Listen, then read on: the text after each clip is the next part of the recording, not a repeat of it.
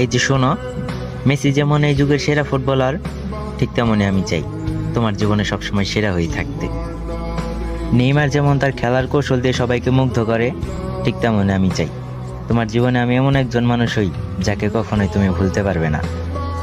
Ronaldo যেমন তার একাগ্রতার মাধ্যমে সব বাধা অতিক্রম করেছে, ঠিক তেমনই আমি চাই তুমি আর আমি একসাথে হাতে হাত রেখে সব বাধা অতিক্রম করি।